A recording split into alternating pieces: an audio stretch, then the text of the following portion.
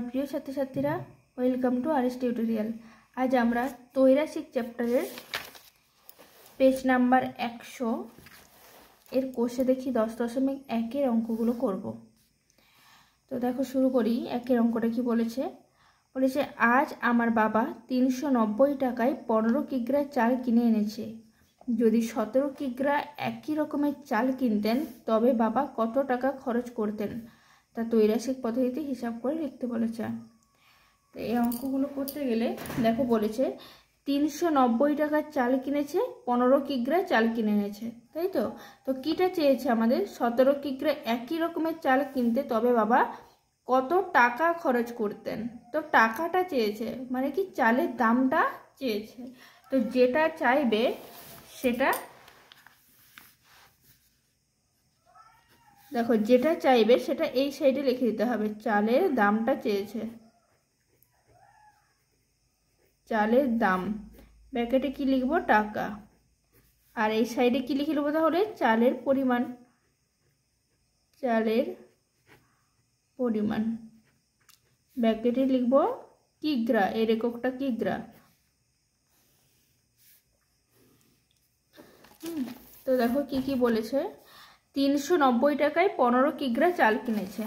তো কি লিখবো তাহলে? চালের পরিমাণ কত? 15 কিগ্রা। আর চালের দামটা কত তাহলে? 390 টাকায়। আর কি বলেছে?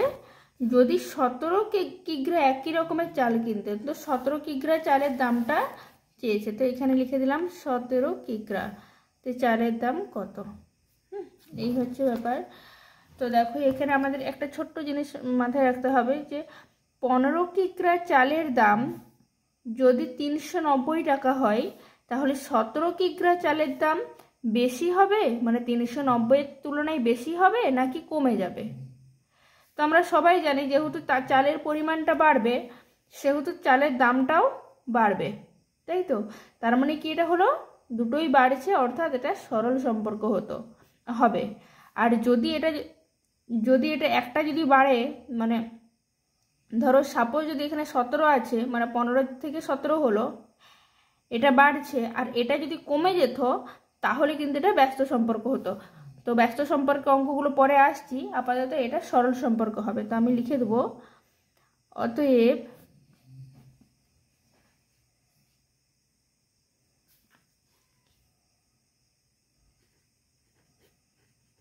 চালের পরিমাণ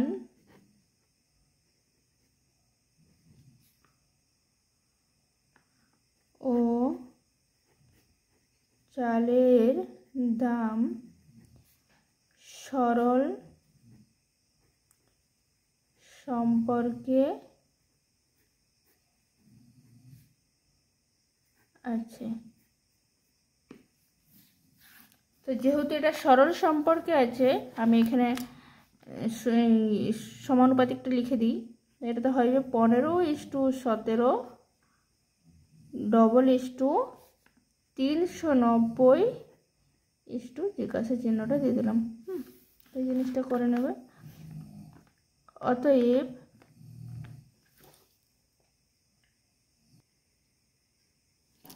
চালের দাম সমান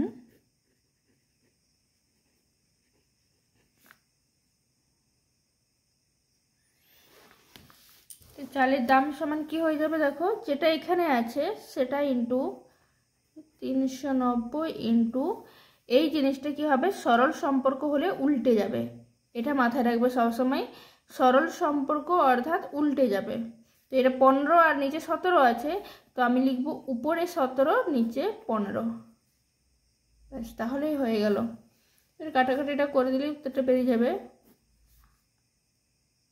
15 দুগুণে 30, 15×6 90, আর 17 আর 26 গুণটা করলে হয়ে যায় 442 টাকা। অতএব লিখে দিতে হবে অতএব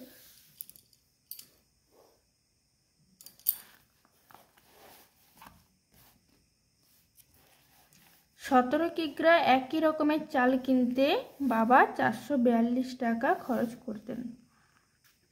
17 কিগ্রা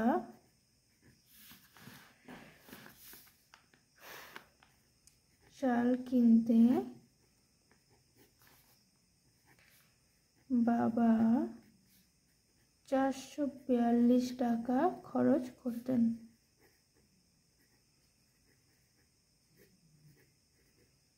এটা হয়ে গেল আমাদের অ্যান্সার। পরের অঙ্কটা দেখো,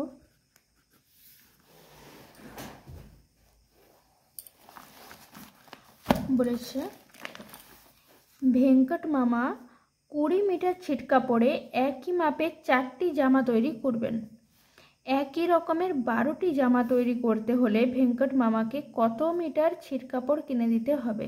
তো এখানে চেয়েছে কত মিটার ছিট কাপড় কিনে দিতে হবে। তো যেটা চেয়েছে আগের অঙ্কর ক্ষেত্রেই বললাম, যেটা চেয়েছে সেটাকে আমাদেরকে ডান সাইডে রাখতে হবে। তো ছিট কাপড়টা চেয়েছে, তাহলে এই সাইডে লিখে দিই ছিট কাপড়।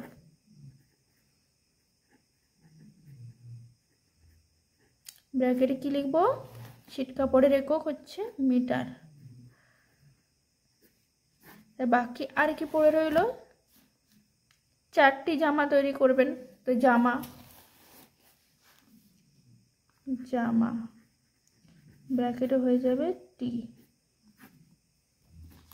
তো দেখো এবারে কি কি বলেছে এখানে, 20 মিটার ছিট কাপড়ে 4টি জামা তৈরি করবে। তাহলে 12টি জামা তৈরি করতে হলে কত মিটার ছিট কাপড় লাগবে বলেছে। তো 4টি জামা তৈরি করছে 20 মিটার ছিট কাপড়ে। এরকম বলেছে 12টি যদি জামা তৈরি করতে হয় তাহলে কত ছিট কাপড়ের প্রয়োজন। তো এটা হচ্ছে ব্যাপার। তো দেখো এখানেও সেই সেম জিনিসটাই বলবো, মানে 4টি জামা তৈরি করতে 20 মিটার ছিট কাপড় লাগছে। তো জামার পরিমাণটা যদি বাড়ে, 12টা যদি জামা তৈরি করতে হয়, তো 12টা জামা তৈরি করতে হলে ছিট কাপড়ের পরিমাণটা বাড়বে নাকি কমবে? অবশ্যই বাড়বে। জামাটা বাড়ছে তাহলে ছিট কাপড়টা তো বেশি লাগবেই, তাই না? তো তাহলে দুটোই যেহেতু বাড়ছে সেহেতু এটাও সরল সম্পর্ক হয়ে যাবে।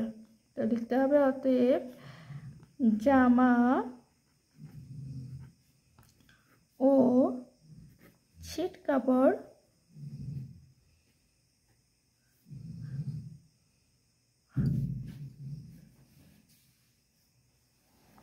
সরল সম্পর্কে আছে। তাহলে আমাদেরকে সমানুপাত্র লিখে দিই, 4:12 20:20 জিজ্ঞাসা চিহ্ন দিলাম। এখানে কি হয়ে যাবে, নির্ণেয় ছিট কাপড় সমান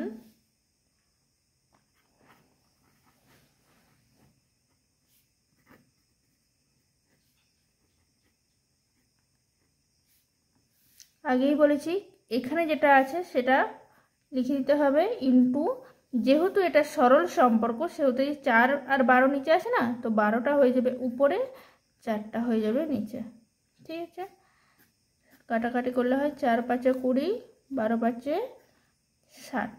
তো 60 মিটারের উত্তর। এখানে উত্তরটা লিখে দেবো, অতএব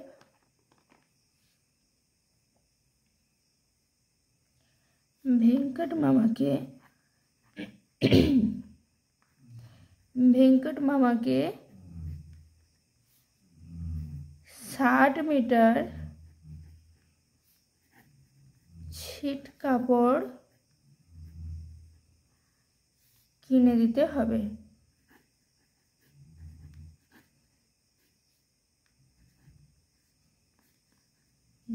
এটা হয়ে গেল আমাদের অ্যান্সার।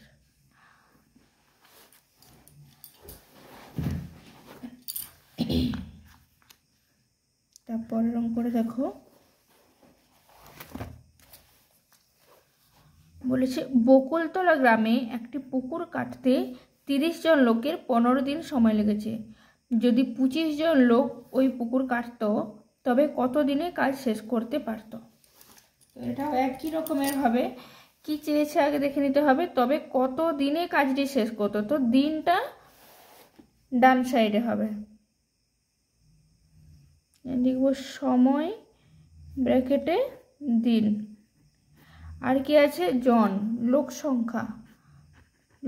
সংখ্যা ব্র্যাকেটে জন। তো কটা লোক ছিল প্রথমে, দেখো 30 জন লোক ছিল, 15 দিন সময় লেগেছিল।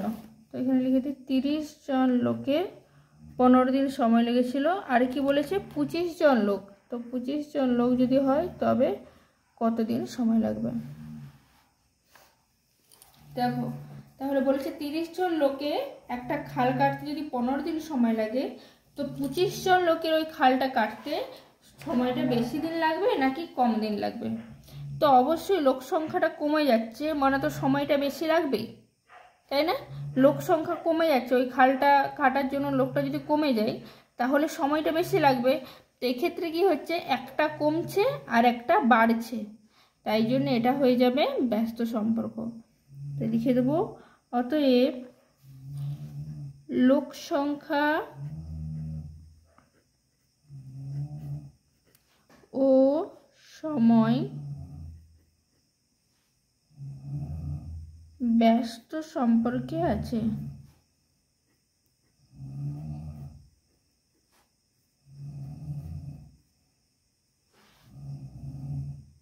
সমানুপাতিটা লিখে দিই 30:25 ডবল এই জায়গায় চেঞ্জটা হবে।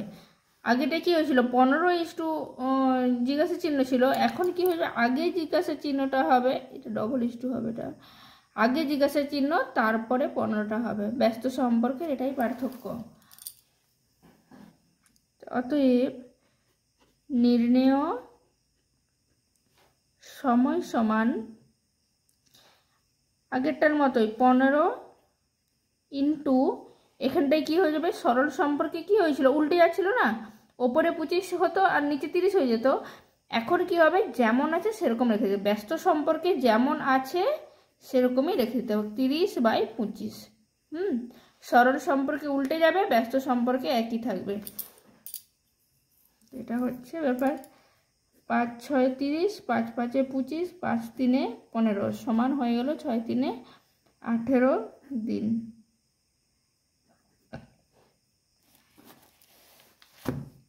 অ্যান্সারটা কি লিখতে হবে,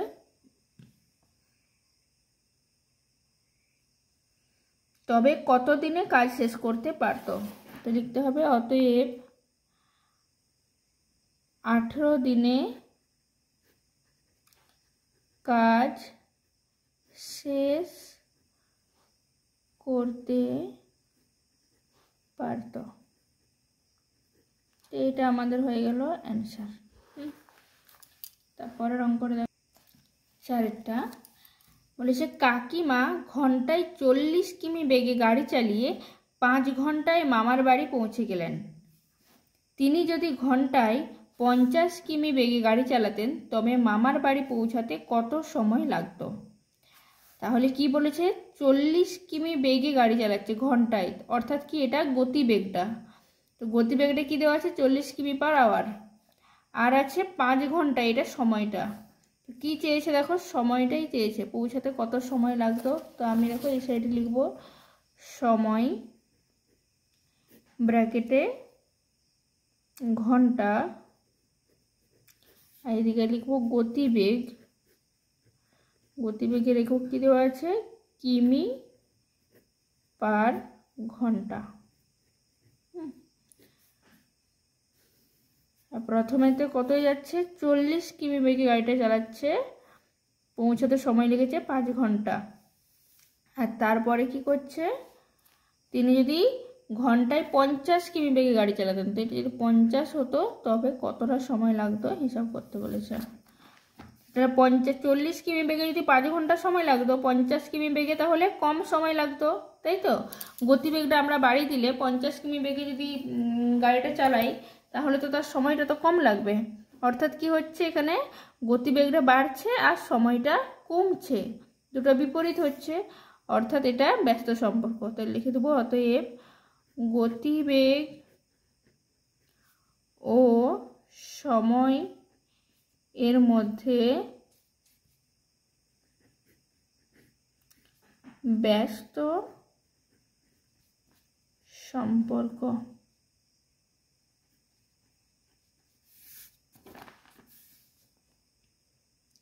তাহলে ব্যস্ত সম্পর্ক করলে হয় 40:50 ডবল আগে এটা হয়ে যাবে, তারপরে 5।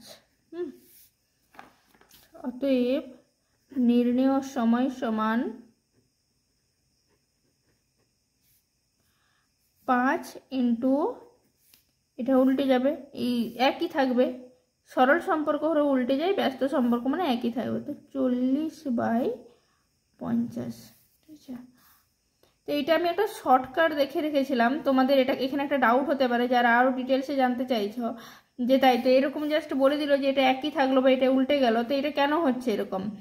তো এটা হচ্ছে সমানুপাতের নিয়মে হচ্ছে, এটা হচ্ছে প্রথম পদ, এটা দ্বিতীয় পদ, এটা তৃতীয় পদ, আর এটা চতুর্থ পদ। আমরা দেখবে ক্লাস 6-এ মনে হচ্ছে, হ্যাঁ ক্লাস 6-এই মনে হচ্ছে পড়েছিলাম যে এই যে তৃতীয় পদের সূত্রটা কি হয়ে যাচ্ছে, এটা যদি 40/50, তখন আমি এই সাইডে একটা ছোট্ট করে দেখিয়ে দিচ্ছি, বুঝতে পারবে আরো ভালো করে। 40, এই যে ইস্টু আছে, তো ইস্টুটাকে আমরা বাই করতে পারি 50, ডবল ইস্টু আছে অর্থাৎ এটা সমান করতে পারি। এখানে জিজ্ঞাসা চিহ্ন আছে, জিজ্ঞাসা চিহ্নটাকে ধরো আমি এক্স ধরে নিলাম, এখানে এক্স আছে আর এখানটায় তো 5 আছে, 5 করে নিলাম। তো বা এটা কি হয়ে যাচ্ছে দেখো, 50x কোনাকোনি গুণ করছি আমরা, তো 50x সমান কত হয়ে যাচ্ছে, 5 ইন্টু 40 হয়ে যাচ্ছে, তাই তো। বা x সমান কত বেরোচ্ছে তাহলে, 5 ইন্টু 40/50। এই জিনিসটাই হচ্ছে আমি এখানে শর্টে কাটে করে নিয়েছি, ঠিক আছে। এই জিনিসটাই হচ্ছে, তোমরা যেটা হোক করবে, আমার এটাতেই মনে হয়েছিল সব থেকে ছোট নিয়ম হবে, তাই জন্য আমি এরকমভাবে করালাম। যেহেতু আমি সব অঙ্ক ছোট্ট করেই করাচ্ছি তোমাদের সাথে, সেহেতু আমি এই নিয়মটাই করালাম। তো তোমাদের যারা যারা বুঝতে পারছো না, যাদের মনে হচ্ছে যে এই নিয়মটা একটু জটিল লাগছে, তারা আমাকে বলবে, আমি এই নিয়মটা আরও ভালোভাবে করিয়ে দেবো, ঠিক আছে। তো এইটা থেকেই এটা আসছে, অন্য কিচ্ছু নয়। আমাদের ক্লাস 6-এ দেখবে হয়েছিল, বুঝতে পারবে, প্রথম পদ, দ্বিতীয় পদ, ডবল ইস্টু, তৃতীয় পদ ইস্টু, চতুর্থ পদ। তাহলে তৃতীয় পদের সূত্রটা থেকে এটা বেরিয়ে যাচ্ছে ডাইরেক্ট। তো এই হচ্ছে জিনিস। তো 0 কেটে দিলাম, 5 কেটে দিলাম, থাকলো কি 4 থাকলো। তো 4 ঘন্টা। তো উত্তরটা লিখে দিই, অতএব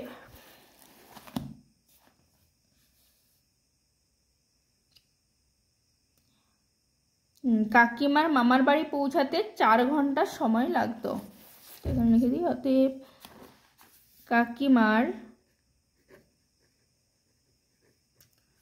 মামার বাড়ি পৌঁছাতে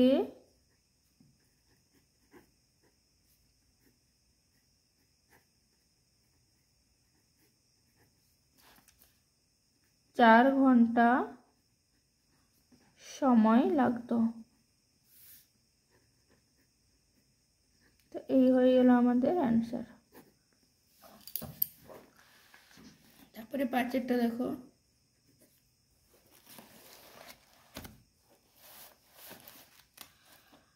বলেছে মঙ্গলপুর গ্রামের একটি আশ্রয় শিবিরে 4000 জন লোকের 9 দিনের খাবার মজুদ ছিল।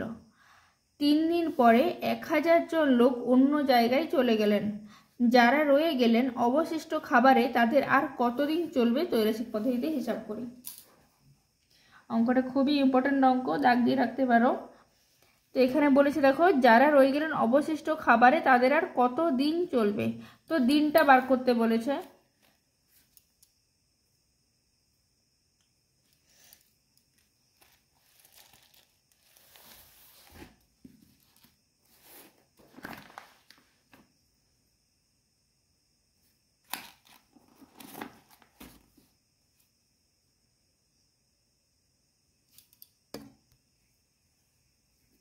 এখানে লিখলাম দিন,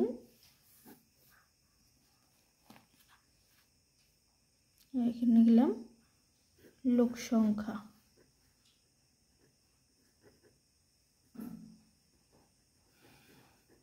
ব্র্যাকেটে জন।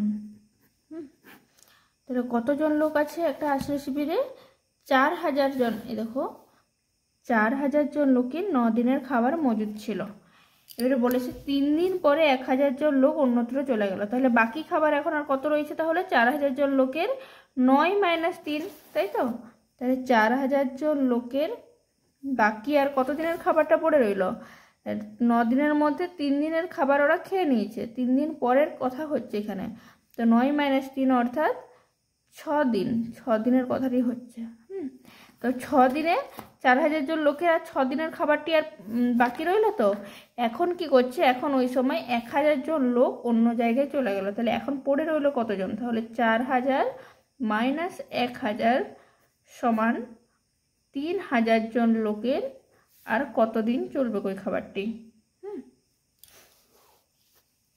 তাহলে এটা হবে, দেখো 4000 জন লোকের 6 দিনের খাবার মজুদ ছিল, এখন কি বলেছে 3000 জন লোকের ওই খাবারটা আর কতদিন চলবে, বেশি দিন চলবে নাকি কম দিন চলবে। তাই লোকটা কমে যাচ্ছে, অর্থাৎ কি খাবারটা বেড়ে যাবে, তাই তো খাবারের পরিমাণটা বেড়ে যাবে। মানে যেই খাবারটা ধরো 6 দিন ধরে ওরা খেত, সেই খাবারটা এখন 4000 জন লোক তো নেই, এখন 3000 জন লোক হয়ে গেছে, তাহলে সেই খাবারটাই বেশি দিন ধরে খাবে। তো তাহলে কি হয়ে যাচ্ছে, এটা কমছে, লোক সংখ্যাটা কমছে আর দিন সংখ্যাটা বাড়ছে, অর্থাৎ কি হবে এখানে, অতএব লোক সংখ্যা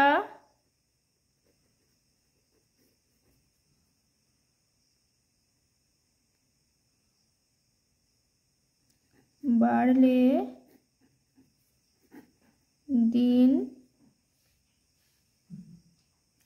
লোক সংখ্যা কমলে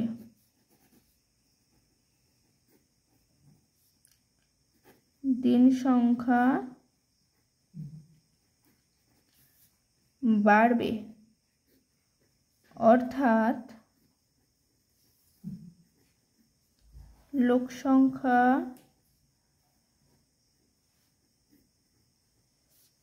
সাথে দিন এর ব্যস্ত সম্পর্ক। ঠিক আছে, তো করতে হবে কি, সমানুপাত্র লিখে দিই, 4000:3000 ডবল আগে জিজ্ঞাসা চিহ্ন যেহেতু ব্যস্ত সম্পর্ক /6। অতএব নির্ণেয় দিন সমান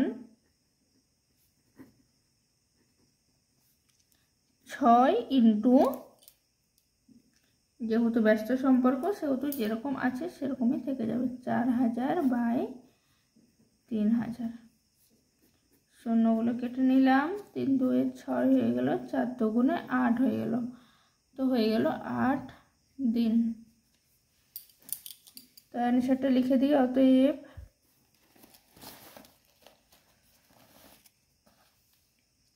অবশিষ্ট খাবারে তাদের আর কতদিন চলবে, লিখতে হবে অবশিষ্ট খাবারে তাদের আর 8 দিন চলবে।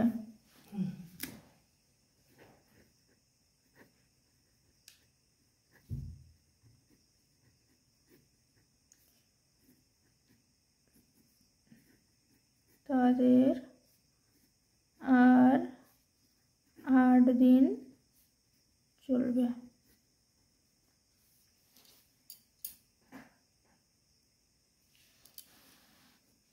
পরের অঙ্কটা দেখো, 6টা,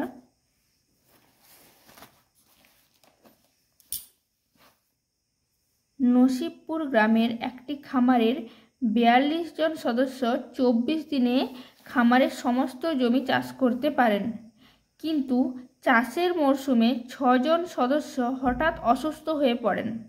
খামারের সমস্ত জমি চাষ করতে অবশিষ্ট জনের কত দিন সময় লাগবে, ত্রৈরাশিক পদ্ধতিতে হিসাব করে লিখি।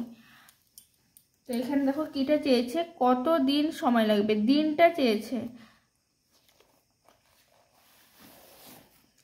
লিখব দিন সংখ্যা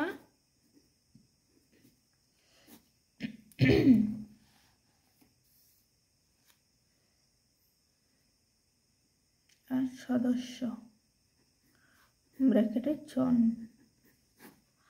তো প্রথমে কতজন সদস্য বলেছে, 42 জন সদস্য 24 দিনে একটি খামারের সমস্ত জমি চাষ করতে পারেন, কিন্তু চাষের মরশুমে 6 জন সদস্য হঠাৎ অসুস্থ হয়ে পড়েন। তো 6 জন সদস্য হঠাৎ অসুস্থ হয়ে গেছে, তো অর্থাৎ কি বিয়োগ হবে, তো 42 - 6 সমান 36।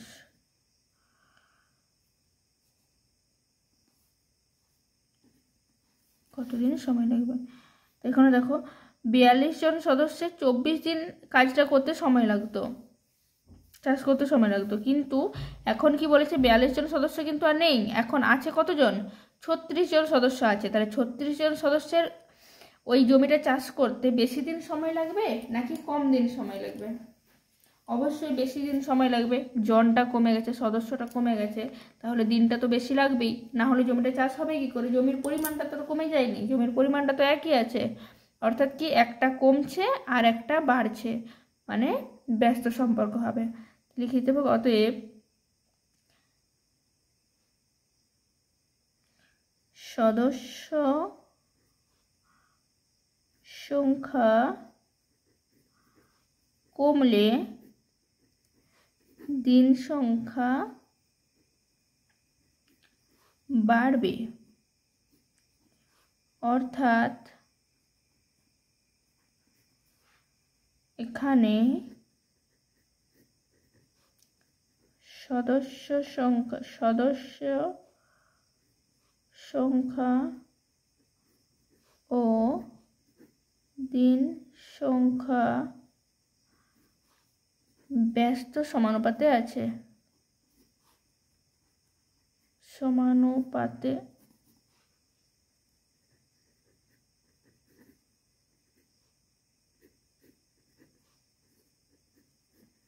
আচ্ছা। তো ব্যস্ত সমানুপাতটা লিখে দিই, হবে কি 42:36 ডবল ইস্টু জিজ্ঞাসা চিহ্ন ইস্টু 24। অতএব নির্ণেয় দিন সমান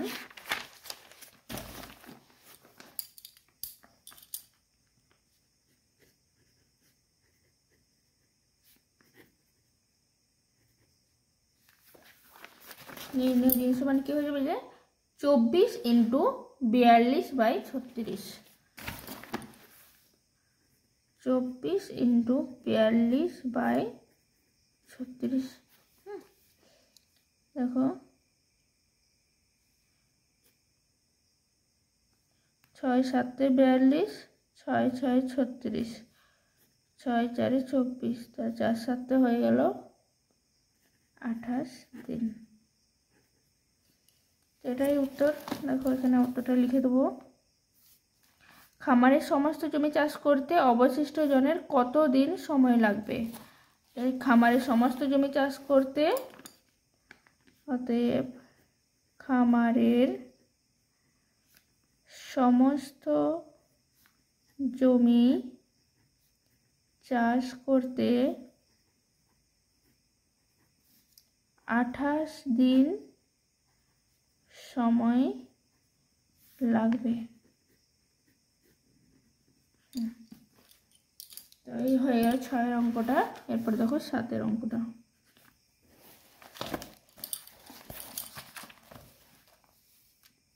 একটি কারখানায় 1000টি যন্ত্রাংশ তৈরি করতে 16টি মেশিনের 27 দিন সময় লাগে। যদি ওই কারখানায় আরও 2টি মেশিন বসানো হয় তাহলে একই সংখ্যক, এখানে 1000টি যন্ত্রাংশ আছে, বলেছে একই সংখ্যক যন্ত্রাংশ তৈরি করতে কত দিন সময় লাগবে? এই অঙ্কটা একটু তোমাদেরকে ডাউটে ফেলার জন্য এই 1000টি যন্ত্রাংশের কথাটা বলেছে, এইটার কোনো দরকার নেই অঙ্কটাতে, যেহেতু কি বলেছে একই সংখ্যক যন্ত্রাংশ তৈরি করছে, অর্থাৎ এটার কোনোই দরকার নেই, জাস্ট আমাদের মেশিনটা আর দিনটার প্রয়োজন। তো এখানে বলেছে কত দিন সময় লাগবে, অর্থাৎ কি দিনটা এই সাইডে হয়ে যাবে, তো এখানে লিখব দিন আর এদিকে লিখব মেশিন, মেশিনটার ব্র্যাকেটে লিখব টি। তো প্রথমে কি হচ্ছে, 16টি মেশিন, 16টি মেশিনে 27 দিন সময় লাগছে 1000টা যন্ত্রাংশ তৈরি করতে। আরও 2টি মেশিন বসানো হলো, তাহলে কি হলো 16 + 2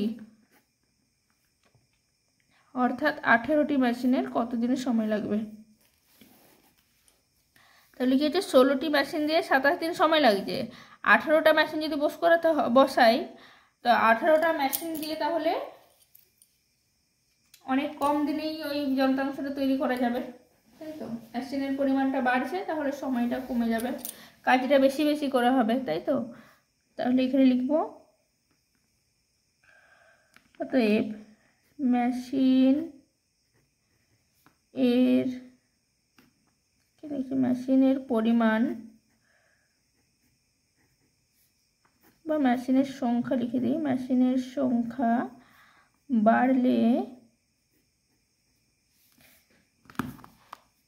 সময়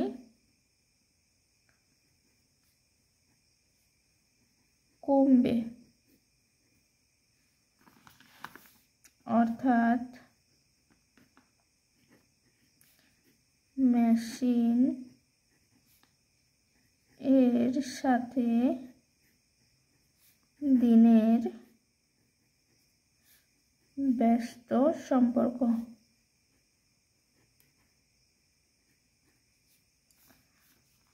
তাহলে সমানুপাতটা হবে কি 16:18 ডবল ইস্টু জিজ্ঞাসা চিহ্ন ইস্টু 27।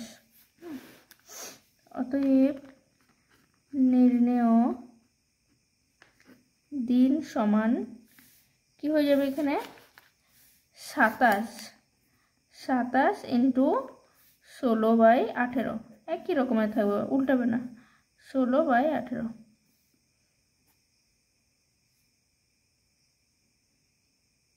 2 8 16 2 9 18 9 3 27, তাহলে 3 8 হয়ে গেল 24 জন, 24 দিন।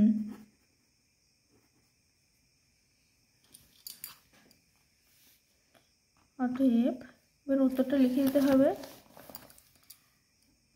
তো একই সংখ্যক যন্ত্রাংশ তৈরি করতে 24 দিন সময় লাগবে।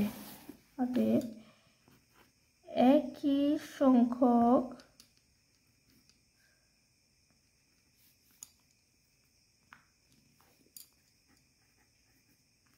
যন্ত্রাংশ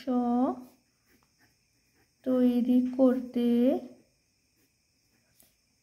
24 দিন সময় লাগবে। এটা হয়ে গেল আজকের অ্যান্সার। তো পরের অঙ্কগুলো দেখো কি বলেছে, নিচের পারস্পরিক সম্পর্কগুলো দেখি গণিতের গল্প তৈরি করি ও ত্রৈরাসিক পদ্ধতিতে উত্তর খুঁজি। তো এগুলো গণিতের গল্প করতে বলেছে, পেনের সংখ্যা আছে, মোট পেনের দাম আছে, তো গল্প তোমরা নিজেরাই তৈরি করবে। এরকমগুলো পরীক্ষায় খুব একটা বেশি পড়ে না। তো এটা দেখো বলেছে পেনের সংখ্যা আমরা ধরে নিলাম মোট পেন আছে 25টি, তো 25টি পেনের দাম হচ্ছে 112.50 টাকা। তাহলে কি ওই রকম 12টা পেন কিনতে হলে আমাদেরকে কত টাকা লাগবে হিসাব করি। তো এই ধরনের প্রশ্নগুলো আমাদেরকে নিজেদেরকেই করতে বলেছে, আর এরকম যেরকমভাবে আমরা ক্যালকুলেশন করলাম এই ক্যালকুলেশনগুলো সেরকমভাবেই করতে বলেছে। খুবই সহজ, এই অঙ্কগুলো নিজেরা বাড়িতে করবে। তো আজকের ভিডিওটা আমি এখানেই শেষ করছি, পরের ভিডিওতে আবার অন্য অঙ্ক করব। বাই।